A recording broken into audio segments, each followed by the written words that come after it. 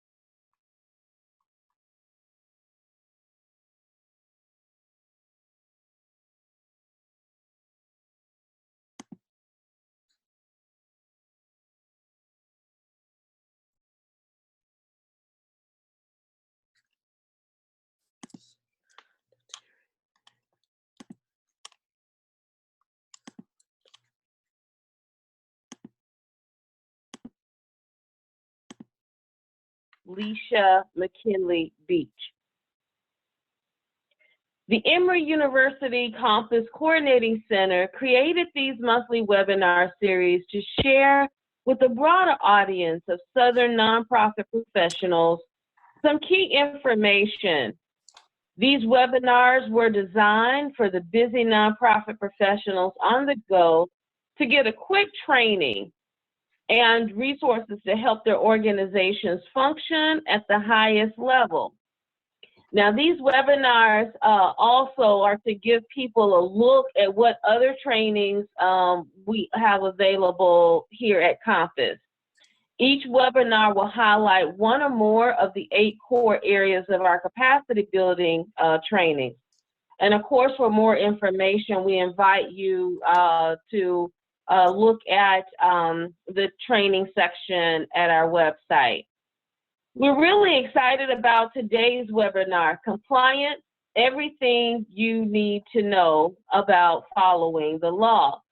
And we never take that for granted, that as nonprofits, that this is the foundation for successful organizations. In this webinar, we'll highlight a few strategies and tools that all CBOs should know, not only consider for their organization, but also when advocating for policy change within your jurisdiction, city, or state. Did you know that all aid service organizations have to be HIPAA compliant?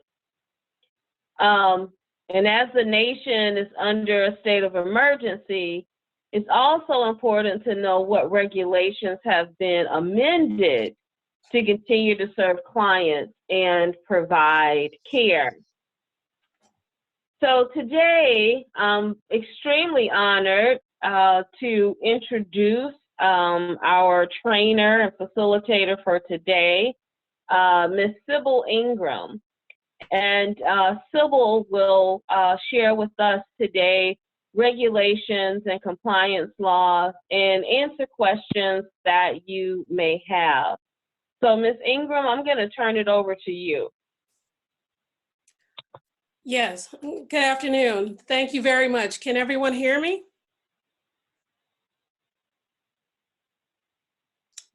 If you would acknowledge. I can. I think other folks are muted.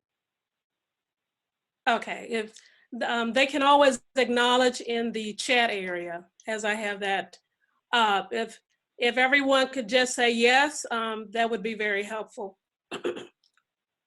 Just so that I can get a check. Kia, thank you.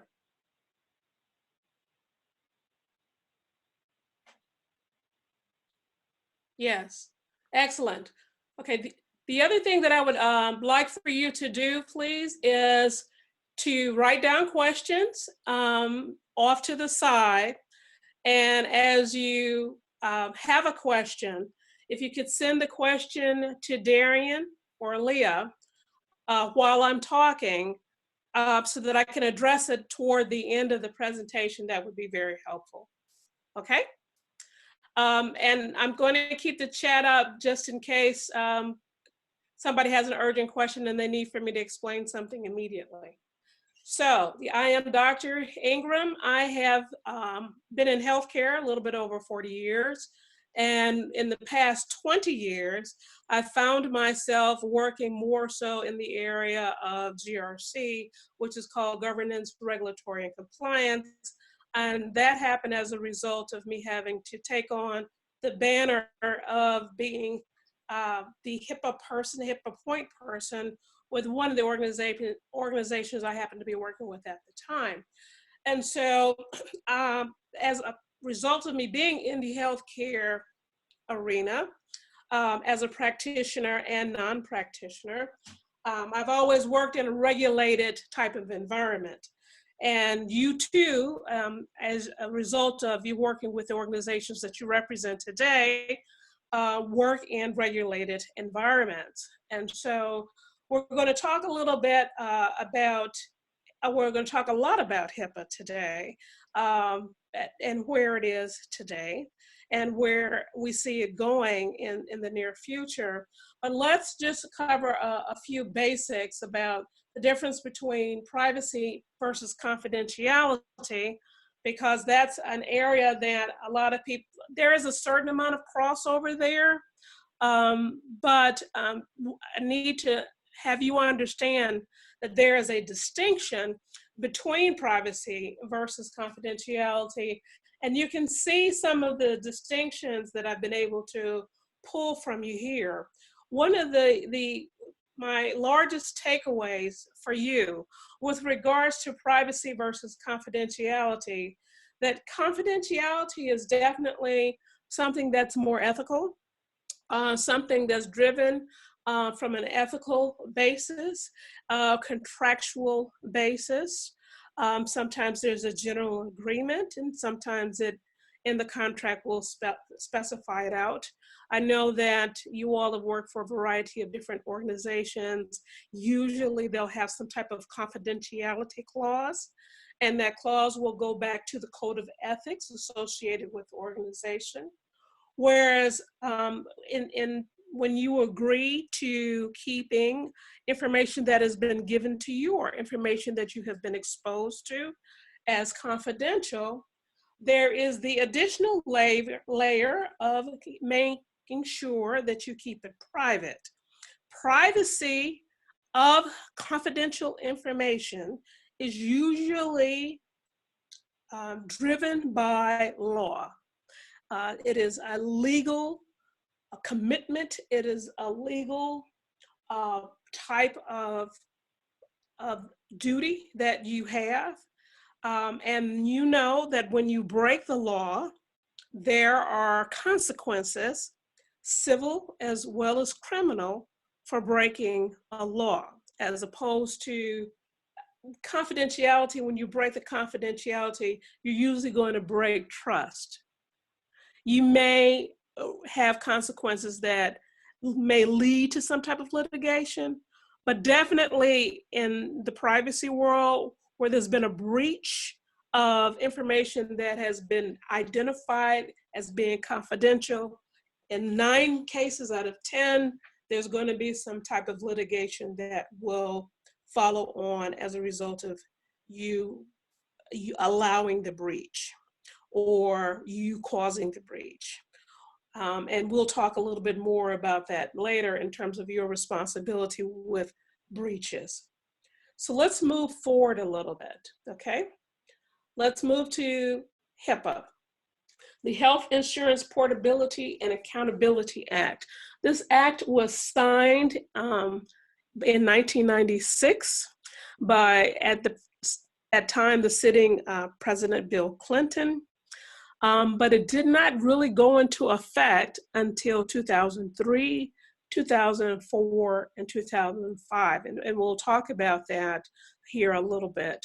The Health Insurance Portability and Accountability Act, Title I, most people know as COBRA, and are familiar with being able to have information once they've, having insurance once they've left their previous employer, and the previous employer is required to offer some type of coverage. So that's where the COBRA Act comes into play.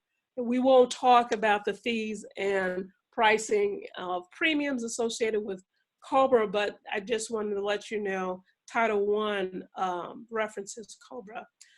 Title II is where we're going here under the Administrative Simplification Subtitle Act of HIPAA. And this is where we get into the three areas of privacy, security, and EDI. EDI standing for Electronic Data Interchange, and it has to deal with transactions, code sets, and identifiers. I'll talk a little bit more about that later. Then there's Title III, Title IV, and Title V, that most people are not aware that there are 5 parts of HIPAA. They believe that there's one part of HIPAA, and that's the largest part that we're going to be talking about today. But I did want to make you aware of these different titles associated with HIPAA. I know that some people have heard of HIPAA being associated with the hippopotamus because it was so huge in terms of being able to implement in different organizations' respective corporate compliance departments, security departments, EDI departments. And then, of course, the lawyers in the beginning used to talk about it as being healthy income paying aware attorneys.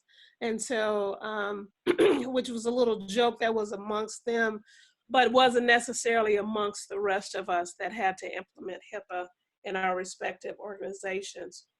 So let's go on to the next slide with regarding to who has to comply with who has to comply. In the portions of the privacy rule, the security rule, the EDI rule, there are sections in there where everything is defined.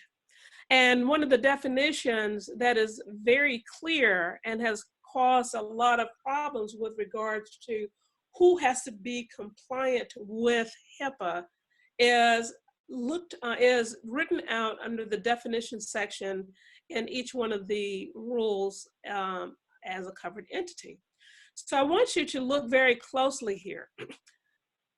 Covered entity is a healthcare provider or providers who transmit health information electronically as opposed to manually. And I'm talking about the 1,500 forms, the HIPAA forms, the Medicaid forms, those types of forms that we used to use in connection with any of the transactions identified in the regulation. And so I'll show you what those transactions are here in a minute. Okay, so the first thing is, am I a provider? Number one, yes or no.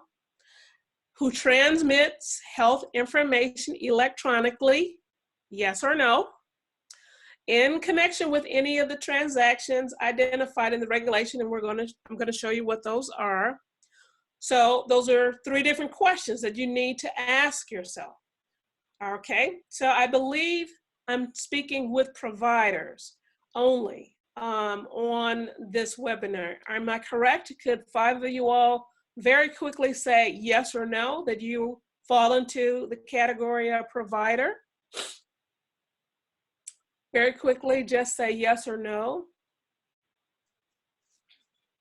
Okay, all right. That was Gail. I don't believe any of you all qualify as healthcare plans, thank you, Luella, or healthcare clearinghouse. You may qualify though as a covered entity and a business associate.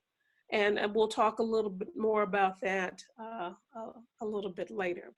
All healthcare plans are insurance companies that are receiving these transactions identified in the regulation, okay? All healthcare clearinghouses are business associates that are providing services between the provider and the healthcare plan to take the transactions and format them in the ANSI X12 format that is required by HIPAA.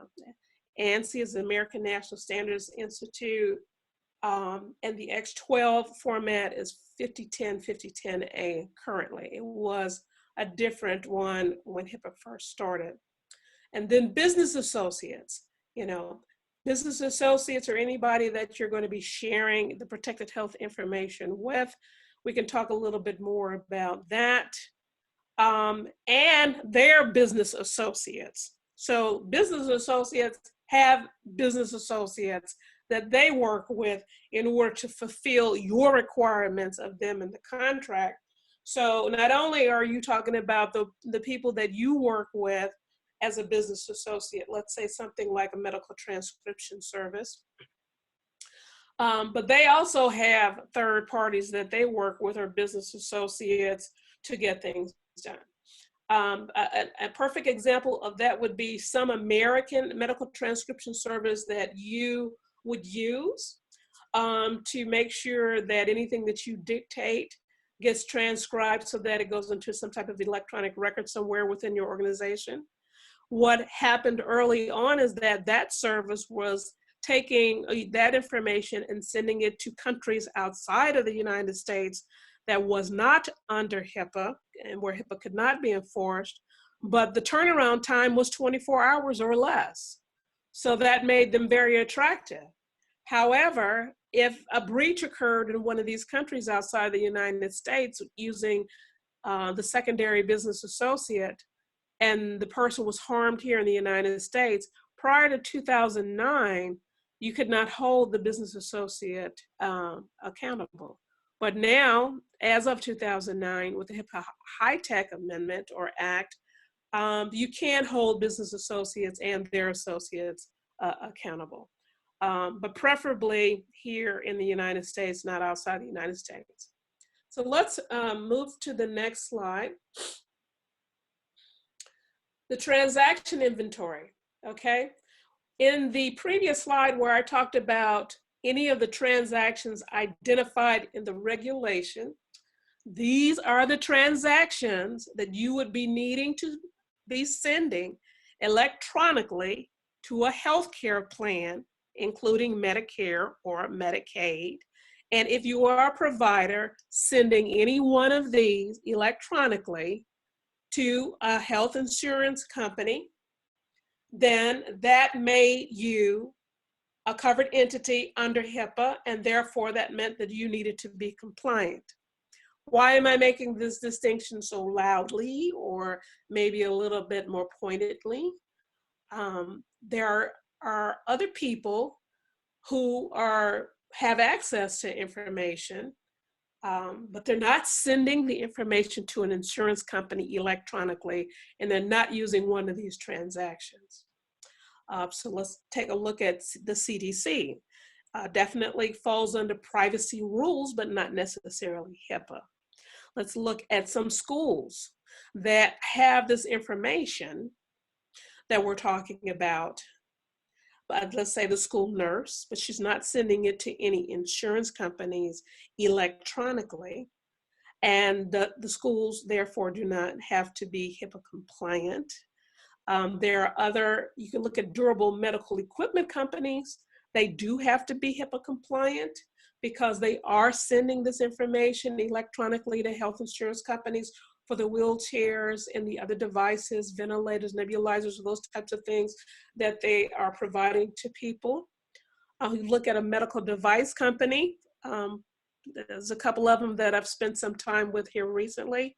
The company does not have to be HIPAA compliant, but they definitely have to comply with federal and privacy laws, but not necessarily HIPAA, because they're not sending any one of these transactions as a provider electronically to a health care insurance company. So I just want for you to understand that you would think that anybody that is dealing with healthcare information has to be HIPAA compliant. In most cases, yes, and then in most cases, some cases, no, because of the definition of a covered entity. Are they supposed to keep things private and confidential? Yes. Which laws apply to them when they're doing it? It would be federal and state privacy laws, may not be necessarily associated with HIPAA. Okay, so let's move to the next slide, please. So we have this concept of protected health information in HIPAA. And you can push the button one more time, please. We can see that the protected health information, as we know, is going everywhere. It is generated as a result of a patient seeking a healthcare encounter and receiving treatment or diagnostics associated with the healthcare encounter, preventative types of advice or counsel that you may charge for in the form of a transaction that is going to go over to an insurance company. So whenever there's a healthcare encounter associated with the information that is going to be provided, then that information gets sent, as you can see through the little image here, a variety of different places. It can flow a variety of different places. And so with the information that we're going to talk about here at the data element level in a few minutes, you can see why not only does it need to be kept private, but it also needs to be kept secure. And I'm not going to talk a whole lot about the security rule today, but I do want you to understand that there will be a distinction between what is private, what comes under the privacy rule, and then there's the expectation of you securing it. Pretty much like you have all these items in the building where you are sitting listening to this presentation. Some of the things in that building you consider private. The only way that you can make sure that you can keep it private is to put some type of security measure in place by locking the door, locking the drawers, putting it in a shelf, putting it away someplace where things can be, if it's electronic, encrypted, making sure that only certain people have access to it. Those are security measures in terms of keeping what you have determined to be private. And what we're saying is private here, that is going to all these different organizations, is information generated from a healthcare encounter. Next slide, please. So, what is protected health information? Why is it that my name and address and my zip code and my telephone number and all these other things aren't considered protected health information when I'm applying for a credit card or mortgage or trying to get a car or getting on a plane? You know, those types of things. Those types of activities are what? Not considered healthcare encounters. When this information, these 18 pieces of IIHI, individually identifiable health information, are given out as a result of a healthcare encounter, they become protected health information by definition in the law, and therefore are covered under HIPAA with regards to you having to make sure that these pieces of information are not compromised or breached in any manner by you securing them in some way. Number 18, or the last one there, any other characteristic that could uniquely identify the individual.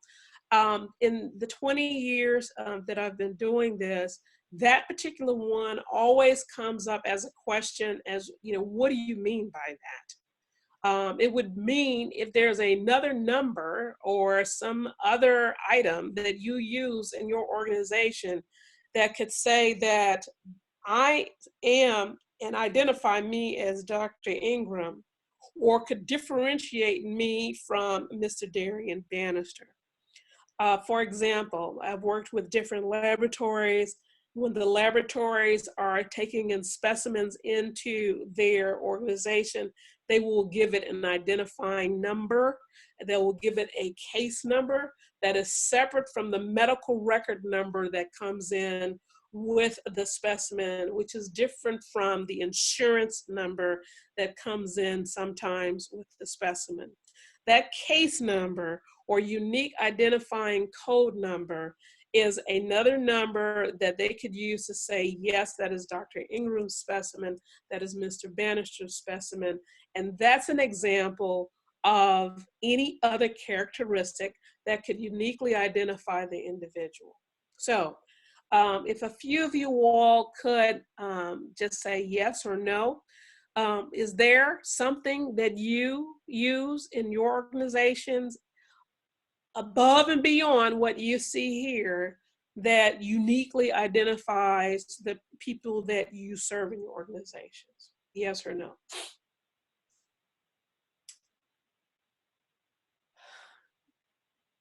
And no one has said yes or no yet.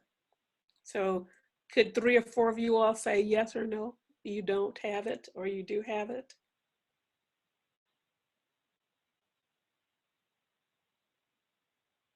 Okay, so I'm assuming that none of you all have another identifier other than the 17 that are here, and 18 does not apply to you. So we will move forward, okay? So let's look at some of the main concepts in the privacy regulation where people will throw, again, words around and they'll think they mean the same thing, but they don't mean the same thing. There's this word called consent.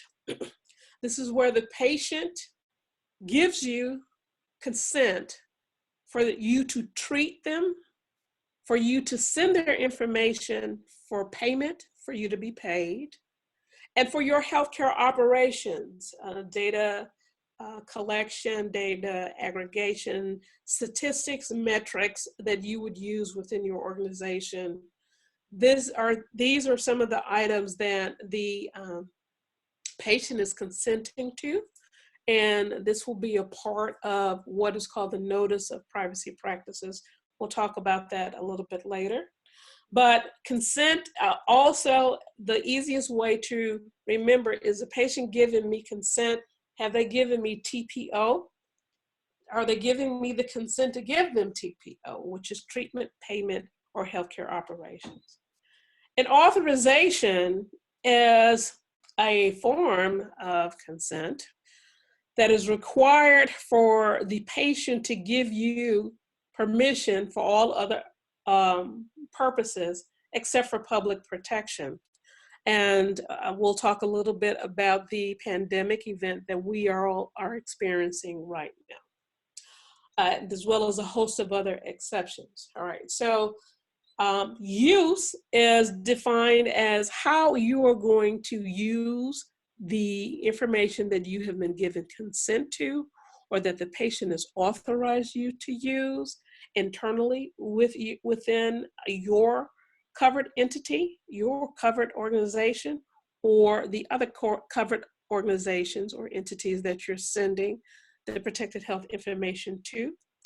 A disclosure is defined as a release or access or transfer of PHI outside of the covered entity. The covered entities that you're primarily going to be sending the information to, where you don't need an additional consent from the patient, are those that you are sending the information to for treatment, payment, and healthcare operations. Once they have signed that, you don't have to get another consent or authorization or anything for those 3 activities. But if you're going to do something outside of those activities, then you are considered disclosing their information. And again, it falls under the release, access, or transfer outside of the covered entity. The last thing that I would like to point out to you on this particular slide is the minimum necessary principle. And the minimum necessary principle is key to being aware of whenever you're going to be disclosing information within and outside of your organization. What does this mean? The minimum necessary principle states that you will only give the minimum necessary information requested to satisfy the request where it contains protected health information. So what am I saying? What I'm saying is, if a legitimate entity, or you get a subpoena and the subpoena has to be signed by a judge, it cannot be signed by anything other than a judge, in order for it to be legitimate for you to disclose information if you're going into a litigation type of scenario. You're looking at, when someone asks you to give them some protected health information, one of those 18 IIHI data elements, you want to ask them, what do you need? Do you need name, address, phone number? Do you need social security number and name? Do you need date of birth, the fax number? What is it that you actually need? You do not turn over the entire medical record when you have the minimum necessary principle in play. Am I making myself clear? You don't tell someone how to make a watch when all they have asked you is what time it is. And I want you to kind of keep that in mind as you go forward with regards to when I get a request to give someone their information, ask them first, and you're also going to be documenting the request. Ask them first what it is that they want, instead of handing them the entire dossier associated with the patient, with their protected health information in it. So that is the minimum necessary principle digested for you, and hopefully something that you'll remember going forward. Now, the caveat is, if a patient or a patient's legitimate representative, usually the legal guardian in that case, or the person that the patient has appointed, has the right for you to share their information with. If those people say, give me my entire medical record information that you have in place for me, you are to give it to them. You are to give it to them in a timely manner, and the law says that's 30 days. You can ask for one extension, which would give you up to a maximum of 60 days to be able to provide that information over to them. And you are not to charge them a fee more than what it took for you to provide them with the information. This is an area of concern where people earlier within the HIPAA implementation phase were charging people extraordinary fees for giving them their information, $100, $200, $500. And the intent of the law that says that you may charge a fee for giving people their information. And again, we've been doing this for 20 years. So a lot of being able to do this electronically wasn't possible in the beginning when the law was written. People were having to go and copy and copy and copy and copy and send this out. What they settled on was, you can charge them for the cost of the paper. You can cause them for a fraction of the amount of the ink and toner or whatever you're using, and you can come up with some type of calculated fraction of time that it took of an hourly rate that it took for the person to make the copy. So you are to be reasonable in whatever you decide to charge someone in terms of giving them their information. Next slide, please. So in the beginning, when the rule first came out in December of 2002, I believe, it was 1,440 pages long.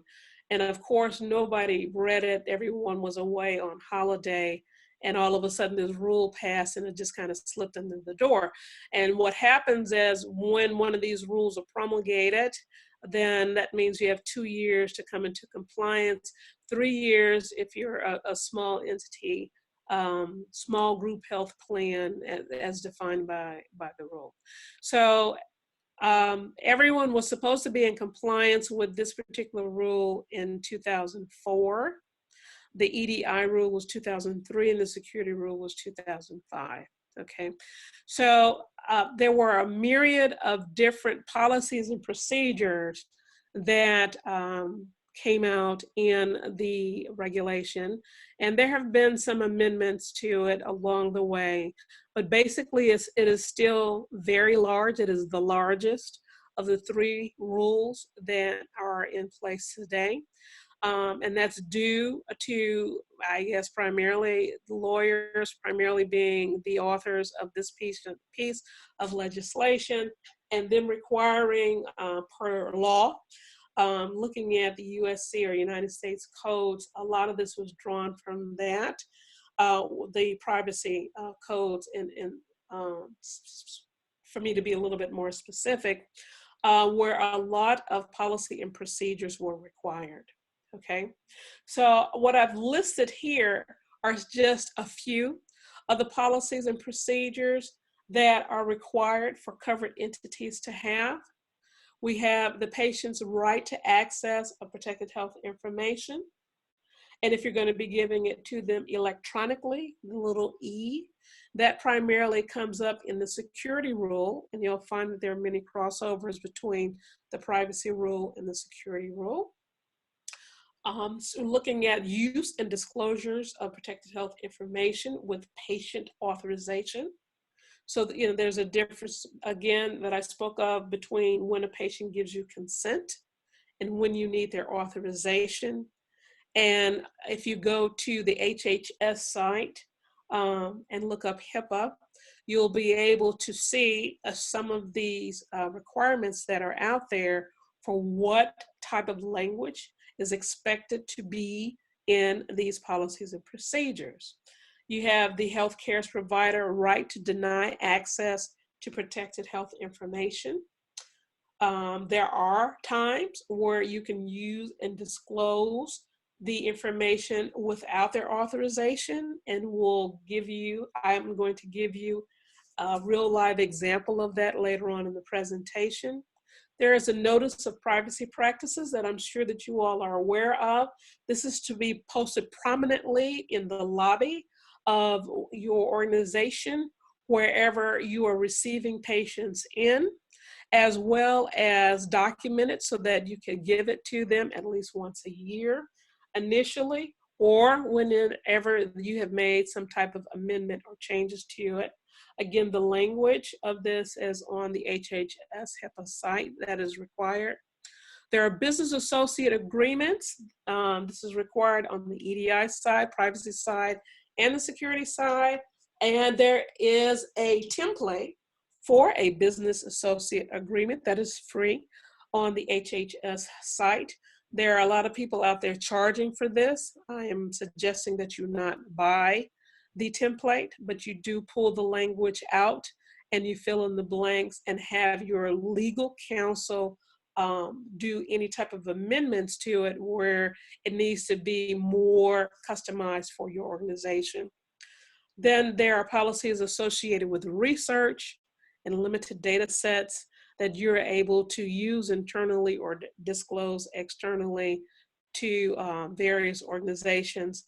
Again, the language and the conditions under which the information can be used for research or put into a limited data set where you have information that has been de-identified prior to it being released is also mentioned on the site.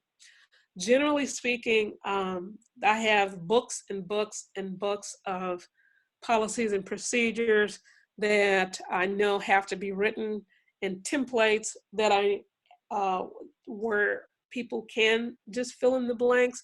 But I do want to stress to you that writing the policies and procedures to be compliant with this particular rule will take a certain amount of time, and it is not an act that is to be taken lightly at all. Let's move forward, please. So, establishing compliance in your organizations.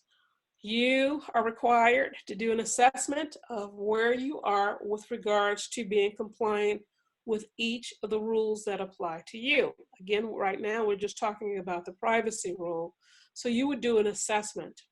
What you would do an assessment is you can look through the rule, or there are different assessment tools that are out there and readily available that have been made over the years by a variety of different companies, so that you can go through and a checklist and see, do I have these things? The way that you know that you have to have something in the regulation, in any law, and this is just, I'm going to give you this little golden nugget right here for HIPAA or any other regulation that you have to be in compliance with. You are looking for 3 words that say will, shall, and must. If there's a statement in there that says you will do this, the covered entity shall do this, the covered entity must do this, that means you will, shall, must do whatever it is requiring for you to do, and you can check that as a requirement, and you'll know that this is something that you have to do. If you're doing a gap analysis and you see will, shall, must, and you don't have that, then that means that you have a gap there in terms of being compliant. That's the quickest way and the easiest way for me to point you in a direction to where you can start looking at, do I have these things in my organization? If you see words like can, may, or should, can, may, or should are optional words, and you can or may or should do those based on the organization requirements, you need to make sure that you've done at least the will, shall, and must ones first, okay? One of the things that you have to have in the law is someone designated to perform in the role as the Chief Privacy Officer. I did not say that this person had to be an attorney, lawyer, or something like that. But the law says, the rule says, privacy says that you will have someone designated in your organization as a Chief Privacy Officer, because when the Office of Civil Rights, who is the enforcement organization for the privacy rule, comes around and does their compliance audit for your organization, the first person that they're going to ask for is your Chief Privacy Officer, or who is the person that is serving in this role for your organization. Can the Chief Privacy Officer and the Chief Security Officer be the same person in smaller organizations? The answer is usually yes, because you're a small organization. The larger the organization is, usually these roles are split apart, and that is one example of where there's a crossover. There's also this crossover between business associate agreements. So one of your homework assignments today, at a minimum, is to make sure that you have identified someone that is the Chief Privacy Officer, and don't penalize that person by being a person that didn't attend the webinar today. Let's be very diligent and very intelligent about who we pick as this person. Same thing for your CSO or Chief Security Officer. And then the second assignment for you today is run, don't walk to wherever you have your business associate agreements or contracts with anybody that you have in your organization. And if you don't have a contract with them today, make sure you identify people that you send protected health information to. I have already given you the 18 elements that you're looking for, that you're sending this information outside of your organization. You don't have business associate contracts with doctors. You're not going to have them with the health insurance companies. Those people are already covered under consent in the TPO portion, treatment, payment, and healthcare operations. So you don't need that. But if you are working with someone outside that's not necessarily, well, that is a business associate that you're sharing the protected health information with, make a list of all those people today. Then you want to go and get the template off of the HHS site and start rewriting all of your contracts that you have to have an amendment that has the business associate expectations under HIPAA added to the contract if they're not already in there. Because that is what I am finding as I continue 20 years later doing HIPAA assessments and remediation plans for people, that's one of the things that they're all having to do, particularly since the wording was changed. The wording and expectations have been changed since 2004. There are other things that need to be done during an assessment, but in the interest of time, I'm going to move forward. After you've determined your gaps, you want to do remediation planning. Remediation planning means closing the gap between what you're supposed to do and what you found that you haven't done and needs to be done on a go-forward basis. You come up with a plan for how you're going to do that. And you have to do it for each point that needs to be addressed. And then you need to implement whatever your plan is going to be, which includes training. So let's say that we're looking at a policy and procedure that we don't have. We don't have the notice of privacy practices. We need to write the notice of privacy practices. We need to let everyone in our organization know that we have it. We need to train them on it. We need to document that we have trained them, and documentation of training is a requirement under all of these rules. And then you can implement it, and then you will continue to monitor that process from this time forward as long as you stay active under the definition of a covered entity. I'll just use that as one example. You would do that for everything that is required that says will, shall, and must under the privacy rule as a result of what you found in your gap analysis. Remediate that by coming up with a solution, implement your solution accordingly, and continue to monitor it. Next slide, please.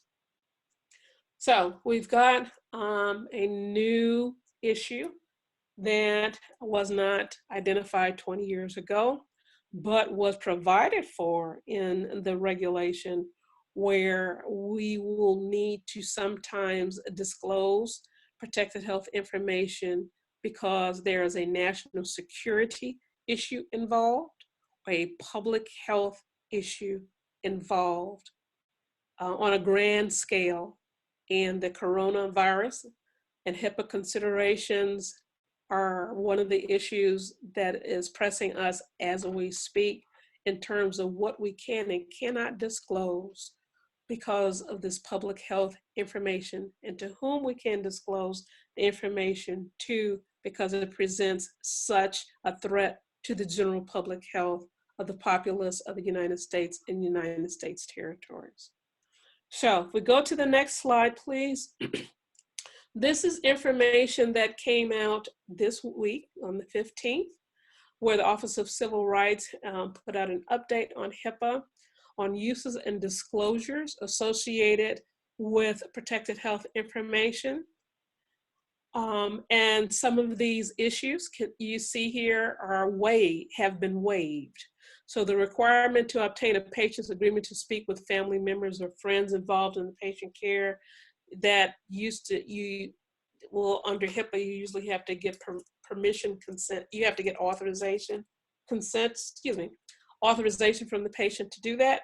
That has been waived now, since they know that there are more than one person within a family that may be affected and infected potentially by this particular virus. The requirement to honor requests to opt out of a facility directory. This facility directory is usually when you go up to the front desk of a hospital and you say, is Mr. Bannister in your hospital? And the person would say, yes or no. Under HIPAA, a person, Mr. Bannister in this particular case, could say, I'm in the hospital, I don't want anybody to know that I'm here in the hospital, have to honor it under the HIPAA privacy rule. It has been waived right now in terms of honoring that request. That is what that means. The requirement to distribute a notice of privacy practices has been waived at this particular time. There's information that needs to get out because the general public health of the United States is being threatened. So that has been waived. And the patient's right to request confidential communications, which I know is an area that is very near and dear to your hearts. Normally, if the patient requests that I need for you to keep the information that you're getting ready to discuss with me very confidential. I don't want anyone else to hear it or know about it. And they have the right to request that. Under HIPAA, you have to come up with some type of provision where you can sequester the person off, move them to the side. I know over the years you've seen where in pharmacies they've asked for people to step back, or they've created a place where they can talk to a patient very quietly on the side. Those are methods that people have put in place because of the privacy rule, where the privacy rule says that the patient has a right to request confidential communications. Unfortunately, right now, that right is being waived. Next slide, please. This is a swim lane that hopefully Compass can make available to you. These are different plans, excuse me, this is a flow chart of how the protected health information may be used for public health emergency purposes. So if you're interested after the presentation, he can make this particular swim lane available to you. I would strongly suggest that you ask for it and see how you are going to implement it within your respective organizations. Next slide, please. This particular slide, I want you all to write down the little link that I have created for you at the bottom of the slide. It's, oh, I see why it didn't work now. It's HTTP, not HTTP.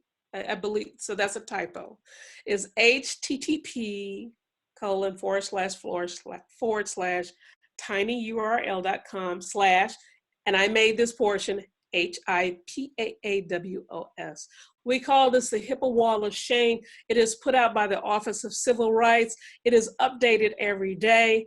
And what it basically consists of, where a covered entity has had a breach of protected health information to the tune of over 500 people that they had within their information within their organization, and it was disclosed inadvertently or whatever, they were hacked, a laptop was lost, someone sold it on a USB or whatever, they will publish your name, your organization, how many people were affected, the date that this occurred, and what was the incident that caused the breach to occur. And this is updated on a daily basis by the Office of Civil Rights. You do not want your name publicly shown on this particular page, and people are going to this page to see if they want to do business with you. With regards to security measures that you've put in place to keep their information private or not. So again, it's this is not the real URL. This is just a URL that I've made for you all to get to this page quickly. But if you'll go to tinyurl.com/HIPAA, WOS, and that's called HIPAA Wall of Shame. But that's not the real name for it, but that's what you need to consider it. You'll be able to get this information. Next slide, please. Thank you, Mr. Bannister. Okay, so we're looking at 4 minutes here to go, and I'm ready to try to respond to any questions that you may have over the course of the next 4 minutes. So ready, set, go. Leah and Mr. Bannister.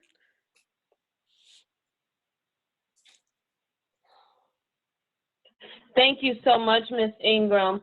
Are there any questions?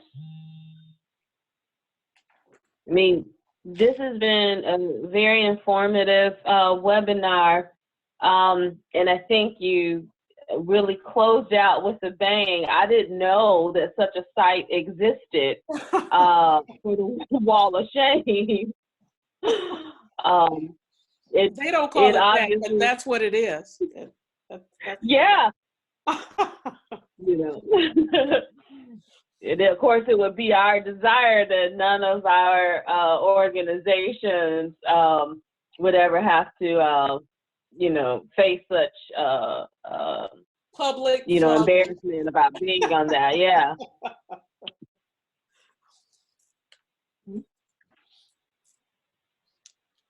Okay, one participant, you see, Yes. one participant wants to know, how can she review their policies? And I'm assuming, Mr. Bannister, their policies being like her organizational policies?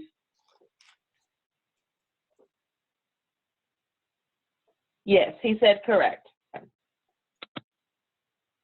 How can they review them? Mm-hmm. Is that the question? Yeah, that's the question. Okay, so one of the things that I mentioned earlier was that there's a list of policies and procedures that a covered entity is expected to have. Some of the information for the list is free. I would suggest for you to go on Google and Google different companies to see if they have a checklist of policies and procedures, and then that's one way of doing it. Personally, when I do assessments, I go in and I ask for 80 different documents, just to kind of give you an idea of the volume of documents that we could be looking at here. Usually people will not have all 80, and I never expect for them to have 80.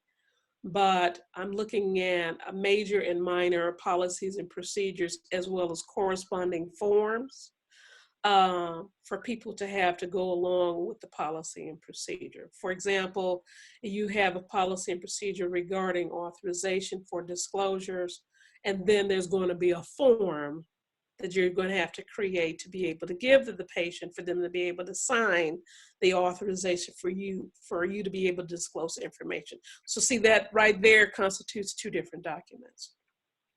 If they are unable to find it themselves, or to do a self-assessment, that is what this is called.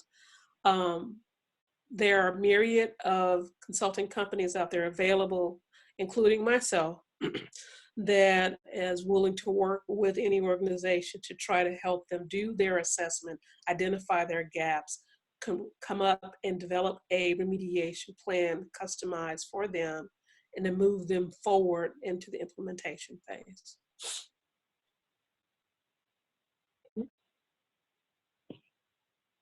All right, excellent. Thank you so much for that. Sure. Are there any other questions? Okay. Well, it looks like we are right at our hour. I want to thank you again, Ms. Ingram, for the presentation on today. And we want to thank you all who were listening into the webinar and who asked questions. That's great questions, by the way, to help us be prepared to ensure that our organizations are in compliance with these policies and laws. This webinar will be available on our website for reference.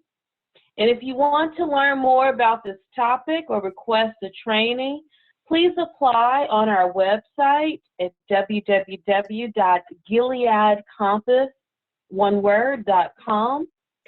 And so tune in on Thursday, April 16th. That will be our next webinar, so a little under a month from now. And that webinar will focus on organization structure or restructure, what you should know before doing both. Until next time, have a great day, be safe, and remain healthy, everyone. Good day.